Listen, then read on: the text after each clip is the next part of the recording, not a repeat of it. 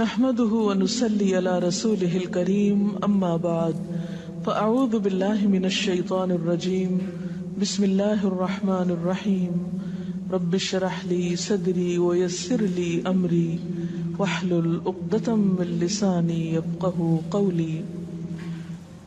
ہماری گفتگو کا موضوع ہے قیامت کی نشانیاں۔ بحیثیت مسلمان ہم سب کا ایمان ہے کہ یہ دنیا ہمیشہ باقی نہیں رہے گی، ایک دن سب کچھ ختم ہو جائے گا، اور ایسا ہونا بھی چاہیے، اس لیے کہ ہر آغاز کا ایک انجام ہوتا ہے، ہر ابتدا کی ایک انتہا ہوتی ہے۔ جس چیز پر زندگی آتی ہے اس پر موت کا آنا بھی لازم ہے۔ ہم اپنے آس پاس اس کی بہت سی نشانیاں دیکھتے رہتے ہیں۔ کائنات میں بہت سے دلائل بکھرے ہوئے ہیں جو ہمیں یقین دلاتے ہیں کہ ایک دن یہ سب کارخانہ بند ہو جائے گا، ختم ہو جائے گا، یہ دنیا فنا ہو جائے گی۔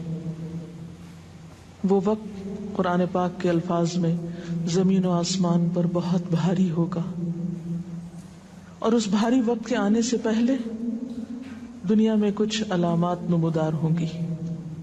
تو آج چند ایک احادیث آپ کی خدمت میں پیش کروں گی جو قیامت کی نشانیوں کے بارے میں ہیں۔ اس سے ایک تو ہمیں اپنے عمل کا جائزہ لینے کا موقع ملے گا، دوسرے ان سے یہ بات سامنے آتی ہے کہ نبی صلی اللہ علیہ وسلم کی باتیں کتنی سچی باتیں تھیں۔ وہ لوگ جو حدیث کا انکار کرتے ہیں یا احادیث کا مذاق اڑاتے ہیں، وہ ان احادیث کی روشنی میں آج کے حالات کو دیکھ سکتے ہیں کہ آپ صلی اللہ علیہ وسلم نے اللہ تعالی کی بھیجی ہوئی وحی کی روشنی میں جو باتیں فرمائیں آج وہ ہم اپنی آنکھوں سے دیکھ رہے ہیں۔ بہرحال اس وقت میرے سامنے حضرت ابو ہریرہ رضی اللہ تعالی عنہ کی حدیث ہے جسے ابن خزیمہ نے روایت کیا ہے۔ رسول اللہ صلی اللہ علیہ وسلم نے فرمایا، قیامت کی نشانیوں میں سے ہے کہ آدمی مسجد کے پاس سے گزرے گا مگر اس میں 2 رکعتیں ادا نہیں کرے گا۔ آج کتنے ہی لوگ ایسے ہیں کہ جن کے گھروں کے سامنے مسجدیں ہیں، وہ دن رات مسجدوں سے آوازیں سنتے ہیں لیکن مسجد کے اندر نہیں جاتے۔ نبی صلی اللہ علیہ وسلم کے زمانے میں اس بات کا تصور ہی نہیں تھا کہ کوئی شخص اپنے آپ کو مسلمان کہے اور پھر وہ نماز نہ پڑھے۔ اسی لیے ہم دیکھتے ہیں کہ منافقین ہر حال میں مسجد میں پہنچتے تھے، بلکہ انہوں نے اپنی ایک الگ مسجد بھی بنائی تھی یا مسجد نامی عمارت بنائی تھی۔ لیکن قیامت کے نزدیک مسجدوں کے پاس سے گزرنے والے مسجد نہیں جائیں گے۔ ایک اور حدیث میں آتا ہے، حضرت انس فرماتے ہیں رضی اللہ تعالی عنہ کہ اللہ کے رسول صلی اللہ علیہ وسلم نے فرمایا، لوگوں پر ایک ایسا دور آئے گا کہ ان میں اپنے دین کی حفاظت پہ صبر کرنے والا اس شخص کی مانند ہوگا جو آگ کے انگارے کو اپنی مٹھی میں تھامنے والا ہے۔ یعنی دین پر استقامت اور دین پر عمل اتنا مشکل ہو جائے گا بعض اوقات کہ جیسے ایک انگارہ ہاتھ میں لینا کہ انسان نہ لے سکے اور نہ پھینک سکے۔ ایک اور نشانی جو آپ صلی اللہ علیہ وسلم نے ہمیں بتائی وہ یہ کہ زمانہ قریب آ جائے گا، عمل میں نقص واقع ہوگا اور بخیلی پیدا ہو جائے گی، دل تنگ ہو جائیں گے۔ ایک اور حدیث میں آتا ہے کہ بخیلی کا عام ہونا قیامت کی نشانیوں میں سے ہے۔ آج آپ دیکھیں کہ بسا اوقات انسان کے پاس اللہ کی دی ہوئی بے شمار نعمتیں ہوتی، لیکن انسان ان نعمتوں میں کسی کو شریک نہیں کرتا۔ چھوٹی چھوٹی باتوں کو مائنڈ کر جانا، چھوٹی چھوٹی باتوں پہ ناراض ہو جانا، چھوٹی چھوٹی چیزوں کو حد سے زیادہ محسوس کر لینا، یہ سب کچھ شح کی وجہ ہی سے تو ہے، بخل کی وجہ سے ہی تو ہے۔ بخل صرف مال میں نہیں ہوتا، بخل تمام نعمتوں میں ہوتا ہے اگر ان میں اللہ کے دوسرے بندوں کو بطور شکر کے شریک نہ کیا جائے۔ ایک اور حدیث میں آتا ہے، مجموع الزوائد میں یہ حدیث روایت ہوئی ہے رسول اللہ صلی اللہ علیہ وسلم نے فرمایا کہ لوگ سخت اور بخیل ہو جائیں گے، یعنی ان کے دل سخت ہو جائیں گے اور ان کے اندر بخل عام ہو جائے گا۔ ایک اور نشانی قیامت کی آپ صلی اللہ علیہ وسلم نے یہ بتائی کہ مساجد میں زیب و زینت بہت ہوگی، یعنی نمازی تو کم ہوں گے لیکن مسجدیں سجائی بہت جائیں گی۔ حضرت انس بن مالک کی روایت ہے، مسند احمد نے اس کو روایت کیا ہے، رسول اللہ صلی اللہ علیہ وسلم نے فرمایا قیامت قائم نہیں ہوگی یہاں تک کہ لوگ مسجدوں میں فخر و مباحات کریں گے، یعنی مسجد کے بنانے میں، اس کے سجانے میں، اس کی آرائش میں ایک دوسرے کا مقابلہ کرنے لگیں گے۔ ایک اور حدیث میں آتا ہے کہ قیامت کی علامات میں سے ہے کہ لوگ مسجدوں کو سجایا کریں گے، یعنی اللہ تعالیٰ کو نماز پڑھ کے خوش کرنے کی بجائے مسجد بنا کے سجا کے خوش کرنے کی کوشش ہوگی۔ حضرت ابو الدرداء سے روایت ہے کہ جب تم لوگ مسجدوں کو سجانے لگو، قرآن کو مزین کرنے لگو تو تمہاری بربادی ہے، کیونکہ قرآن پاک پڑھنے کے لیے آئے، محض سجانے کے لیے نہیں۔ آج آپ دیکھیں کہ بسا اوقات ہم اسے پڑھتے کم ہیں، سمجھتے کم ہیں، اس کے مطابق زندگی نہیں بسر کرتے، لیکن خوبصورت انداز میں سنہری الفاظ میں لکھوا کر گھروں میں سجا دیتے ہیں۔ تو قرآن پاک سجانے کے لیے نہیں آیا، وہ تو ہدی للناس ہے، ساری انسانیت کی ہدایت کے لیے آیا ہے، لیکن ہم نے اس کا بس اتنا ہی فائدہ اٹھایا کہ اسے خوبصورت انداز میں لکھ کے طاقوں میں سجا دیا۔ اسی طرح ایک اور نشانی کہ انسان حلال حرام کی پرواہ نہیں کرے گا۔ رسول اللہ صلی اللہ علیہ وسلم نے فرمایا، صحیح بخاری کی روایت ہے، لوگوں پہ ایسا وقت ضرور آنے والا ہے کہ آدمی اس بات کی بالکل فکر نہیں کرے گا کہ جو مال اس نے حاصل کیا ہے وہ حلال ہے یا حرام ہے، یعنی کس ذریعے سے حاصل کیا ہے۔ ایک اور حدیث میں آتا ہے کہ قیامت سے پہلے سود پھیل جائے گا۔ ایک اور روایت میں آتا ہے کہ ہر شخص تک اس کا کچھ نہ کچھ غبار پہنچے گا، یعنی کچھ لوگ تو براہ راست اس میں انوالو ہوں گے اور کچھ لوگ انڈائریکٹلی اس سے متاثر ہوں گے۔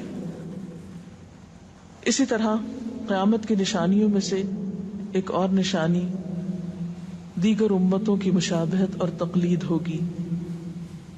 حضرت ابو سعید رضی اللہ تعالیٰ عنہ سے روایت ہے، رسول اللہ صلی اللہ علیہ وسلم نے فرمایا، تم اپنی سابقہ امتوں کی ایک ایک بالشت اور ایک ایک گز میں اتباع کرو گے، یعنی چھوٹے سے چھوٹے معاملے میں اور بڑے سے بڑے معاملے میں ان کی پیروی کرو گے، حتیٰ کہ اگر وہ کسی سانڈے کے سوراخ میں داخل ہوئے ہوں گے، یعنی گوہ کے سوراخ میں، تو تم بھی ان کی پیروی کرو گے، اس سوراخ میں بھی گھسو گے۔ ہم نے پوچھا، یا رسول اللہ صلی اللہ علیہ وسلم، کیا آپ کی مراد یہود و نصارہ ہیں؟ فرمایا، پھر اور کون؟ اور آج ہم مسلمان دیکھ سکتے ہیں کہ ہم کس کی پیروی کر رہے ہیں، کتاب اللہ اور سنت رسول اللہ صلی اللہ علیہ وسلم کی یا کسی اور کی۔ قیامت کی نشانیوں میں سے ایک نشانی زلزلے بکثرت آئیں گے۔ حضرت ام سلمہ سے روایت ہے، مسند احمد میں یہ روایت آتی ہے، رسول اللہ صلی اللہ علیہ وسلم نے فرمایا، قیامت سے پہلے موت کی سخت وبا پھیلے گی، پھر زلزلوں والے سال آئیں گے۔ ایک اور روایت میں آتا ہے، قیامت کی نشانیوں میں سے ہے کہ ناگہانی موت کثرت کے ساتھ ہوگی، یعنی اچانک ڈیتھ، یکا یک بیٹھے بیٹھے فوت ہو گئے۔ امام بخاری نے اس حدیث پر کچھ شعر بھی لکھے ہیں جن کا ترجمہ ہے، فارغ وقت کو غنیمت سمجھ کر کچھ رکوع کر لو، یعنی فارغ بیٹھنے سے بہتر ہے کچھ نوافل پڑھ لو، قریب ہے کہ تیری موت اچانک واقع ہو۔ تم کتنے ہی صحت مند لوگوں کو دیکھتے ہو جن کی صحت مند جانیں اچانک فوت ہو جاتی ہیں، یعنی ختم ہو جاتی ہیں۔ حافظ ابن حجر عسقلانی جنہوں نے بخاری کی شرح لکھی ہے فتح الباری، وہ کہتے ہیں یہ عجیب اتفاق ہے کہ امام بخاری خود بھی اسی طرح اچانک فوت ہوئے تھے، یعنی اچانک موت جو ہے وہ کسی پر بھی آ سکتی ہے، کوئی نیک ہو یا بد ہو۔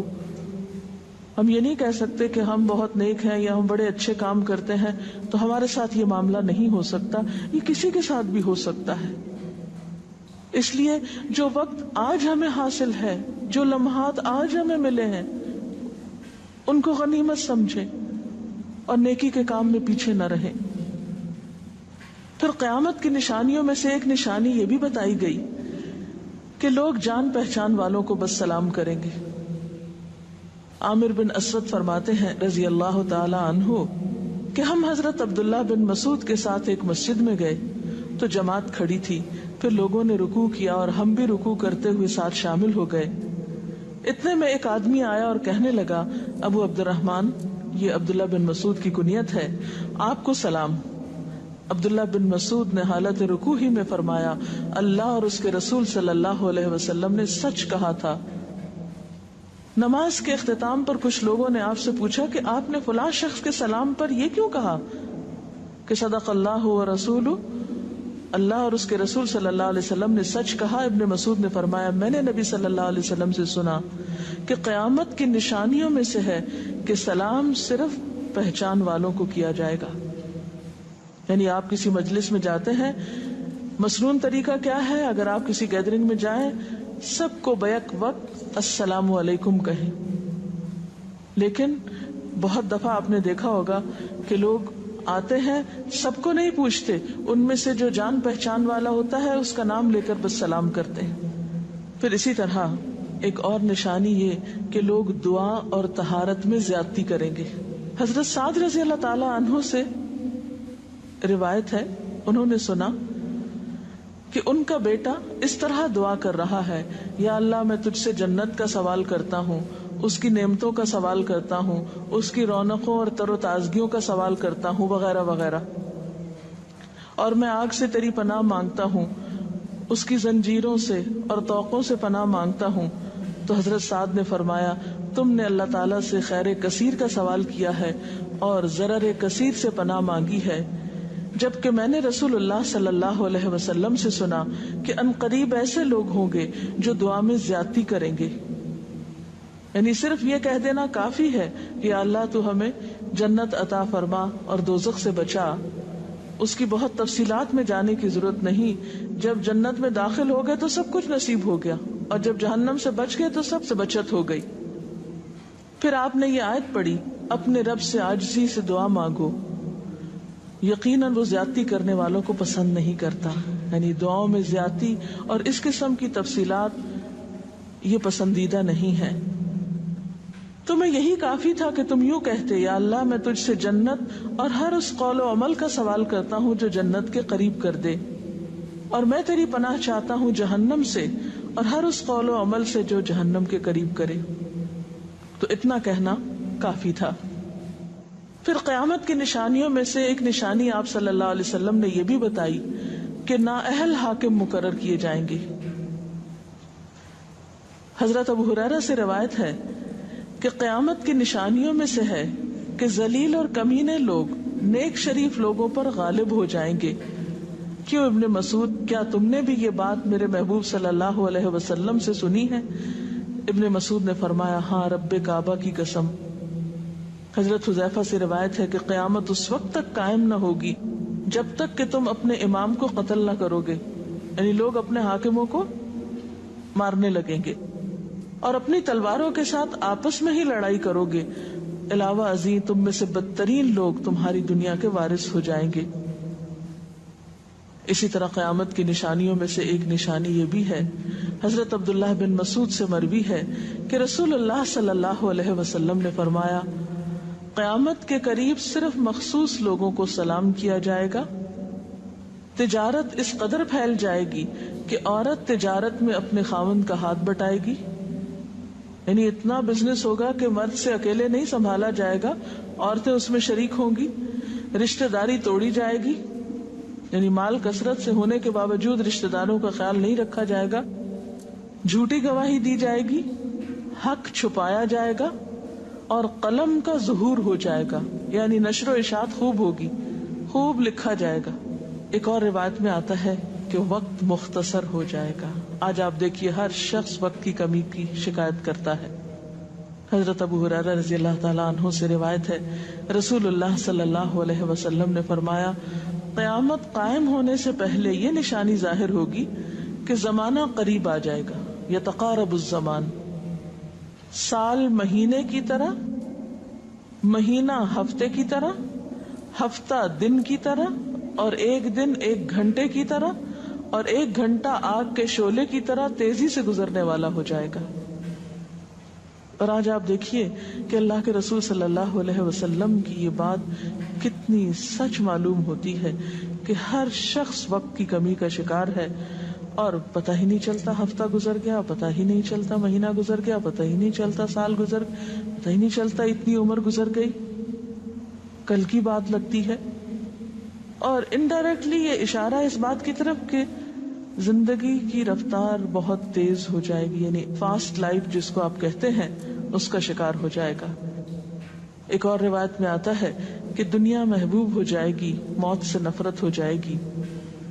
حضرت ابو ہریرہ سے روایت ہے، رسول اللہ صلی اللہ علیہ وسلم نے حضرت ثوبان سے فرمایا، اے ثوبان، اس وقت تمہارا کیا حال ہوگا جب دوسری امتیں تم پر اس طرح ٹوٹ پڑیں گی جس طرح تم کھانے کے برتن پہ ٹوٹ پڑتے ہو۔ ثوبان نے کہا، میرے ماں باپ آپ پہ قربان، اے اللہ کے رسول صلی اللہ علیہ وسلم، کیا اس وقت ہم تعداد میں کم ہو جائیں گے؟ فرمایا، نہیں، بلکہ تم کثرت میں ہوگے، لیکن اللہ تعالیٰ تمہارے دلوں میں وہن ڈال دے گا۔ صحابہ نے پوچھا، یا رسول اللہ صلی اللہ علیہ وسلم، وہن کیا چیز ہے؟ آپ نے فرمایا، دنیا سے محبت اور جہاد سے نفرت۔ اور ایک روایت میں آتا ہے، دنیا سے محبت اور موت سے نفرت۔ اسی طرح نیک لوگ آہستہ آہستہ کم ہو جائیں گے۔ رسول اللہ صلی اللہ علیہ وسلم نے فرمایا، نیک لوگ یکے بعد دیگرے رخصت ہوتے جائیں گے، فوت ہوتے جائیں گے، فضول لوگ باقی رہ جائیں گے، بیکار، نکمے، جس طرح جو کا بھوسا یا ردی کھجور باقی رہ جاتی۔ اللہ تعالیٰ ان فضول لوگوں کی کچھ پرواہ نہ کرے گا، کوڑے کرکٹ کی طرح ہوں گے جن کی کچھ پرواہ نہ کرے گا کہ ان کو پھینک دیا جائے یا کاٹ دیا جائے یا کہیں جلا دیا جائے۔ ایسے لوگوں کی اللہ تعالیٰ کو کچھ بھی ضرورت نہیں ہو۔ حضرت عمرو بن شعیب اپنے والد سے اور اپنے دادا سے روایت کرتے ہیں، رسول اللہ صلی اللہ علیہ وسلم نے فرمایا، لوگوں پر ایک ایسا وقت آئے گا کہ ان کی خوب چھانٹی صفائی کی جائے گی تو فضول لوگ باقی رہ جائیں گے اور نیک لوگ ختم ہو جائیں گے۔ پھر آپ نے اپنے دونوں ہاتھوں کی انگلیوں کو آپس میں ملا کر فرمایا، اس طرح ان کے وعدے اور امانتیں خلط ملط ہو کر رہ جائیں گے اور وہ اختلافات کا شکار ہو جائیں گے، یعنی نہ ان میں وعدوں کا پاس ہوگا نہ امانتوں کی ادائیگی کا احساس ہوگا، اور وہ ایک ہی چیز جانیں گے اور وہ لڑائی جھگڑا، اختلافات، کیونکہ کوڑا کرکٹ ہے نا، کوئی وزن تو اس کا ہے نہیں، کوئی اصول تو ہے نہیں، کسی نیک کام میں استقامت تو ہے نہیں، بس جدھر کو پانی جا رہا ہے اس پہ بہ رہے ہیں، ہوا چل رہی ہے اس پہ اڑ رہے ہیں۔ تو ایسے نکمے اور بیکار لوگ باقی بچیں گے، اور پھر ایک دن دنیا اپنے اختتام کو پہنچ جائے گی، ہر گھر میں فتنہ داخل ہو جائے گا۔ حضرت عوف بن مالک فرماتے ہیں کہ میں غزوہ تبوک کے موقع پر رسول اللہ صلی اللہ علیہ وسلم کی خدمت میں حاضر ہوا، جبکہ آپ اس وقت چمڑے کے ایک خیمے میں تشریف فرما تھے۔ آپ نے فرمایا، قیامت کی 6 نشانیاں گن لو، پھر ایک ایسا عام اور تباہ کن فتنہ ہوگا کہ عرب کا کوئی گھر بھی اس کی لپیٹ میں آنے سے محفوظ نہ رہ سکے گا۔ تو اللہ تعالیٰ سے دعا ہے کہ وہ ہمارے ایمان اور عمل کی حفاظت فرمائے اور ہمیں نیکی کی توفیق عطا فرمائے، اپنی ذمہ داریوں کو صحیح معنوں میں پورا کرنے کی توفیق عطا فرمائے۔